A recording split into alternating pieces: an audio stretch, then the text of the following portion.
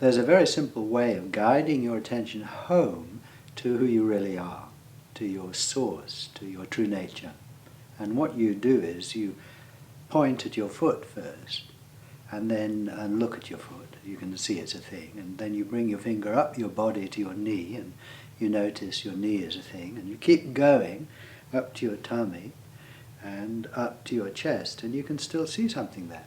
But then you come to a point where your body fades out, and there's a kind of threshold there. You can't see anything more of your body. But you keep your finger going. You keep raising your finger until you're pointing at the place above that threshold where your body fades out. And you look and see what's there, which is what I'm doing now. And I'm seeing there's just open space here. Capacity for the world, clarity. My hands disappear into the void here, which is full of everything.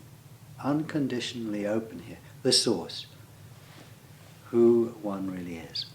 So that's a very simple journey you can take over a threshold to your true nature. A friend of mine, Colin, takes people through this experiment sometimes, and he relates it to the Zen Buddhist idea of enlightenment, or a kind of instruction for getting enlightened. And the instruction is that you've got to climb to the top of this pole, incredibly tall pole. And I don't know how you get up there, you kind of shin up there. And when you get to the top, you keep going. That's the instruction. Well, I can imagine it's kind of scary at the top of that pole. And you're being asked to keep going. I mean, you look up and there's nothing there. I can well imagine feeling resistant to taking a step off into the void. You've got to somehow trust that you're going to be all right, I suppose. Anyway, that's the idea in this instruction. Keep going, don't stop at the top of the pole. Well, Colin relates this to the coming up your body, you see. You look down at your body and you can see your legs and your torso, and it's like the pole. And the feet are the bottom of the pole.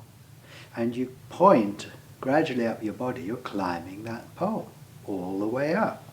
And when you get to this threshold here, that's the top of the pole. There it is, physically visible. Well, the instruction is to keep going, you see. Step off the top of the pole here, right here. This is where it is, into the void. Recently I was giving a workshop, a day workshop, and there were about a dozen people, and a marvellous group of people. And one of the people was a lady who, in a way, was struggling a bit with the workshop. And I don't know if resistant to the whole approach is the right word, probably not, but what's the point of this? You know, what good is it, that kind of thing. And we tried to help her. And anyway, at the end of the workshop, I asked anyone if they'd like to lead us through this pointing experiment. And I do this at the end of workshops sometimes, just invite people to lead us through the experiments, because it's a, you know, you learn by doing, and if you do the experiment and guide people through, you are able to, you know, you find out what it means to you. And it's also inspiring. I find it inspiring. It's inspiring for others to hear a different expression, really, coming from this wordless source. So when I invited people, then there was a man who volunteered, and he did it, and it was great. And then I said, anyone else like to take us through the pointing experiment? And this lady volunteered. And I thought, oh, well, that's interesting. Oh, I wonder what's going to happen now. So, but great. So she started us off, and she took us slowly up the pole, because I'd introduced this idea of this pole, climbing this pole and stepping off the top earlier in the workshop, and we'd been using it throughout the day, on and off. And there we were climbing the pole with her. And she really got us to look. She was really looking. And we got closer and closer to the top, you see, of the pole. And her voice became quite emotional, and it became quite dramatic. And I really thought, are we going to step off? And she took us to the top. And then she said, keep going, and look. And it was very touching, really. And she had tears in her eyes, and so did I. And it was moving, and had real courage to do that. To step off into the void, it sounds like annihilation, disappearance, emptiness. It sounds like dying, really. And it is a very deep kind of death, because here there's nothing left at all, nothing survives here. So I am resistant to this sometimes. They say, die before you die. Well, this is dying before you die. Sometimes I don't want to. But the brilliant thing is that when you do step off, you're all right. Because everything comes with you. This emptiness is full. It's never just empty.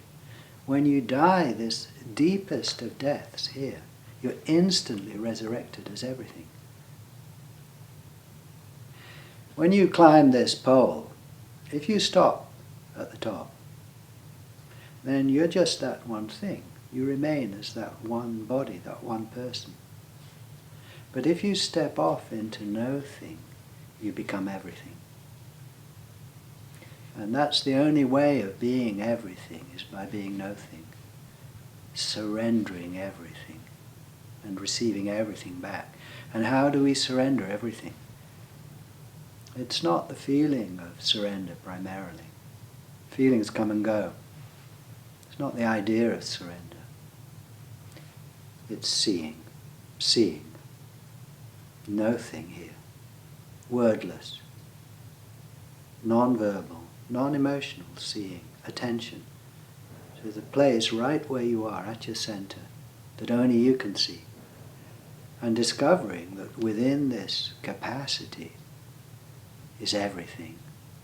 The deepest of deaths leads directly to the widest of lives.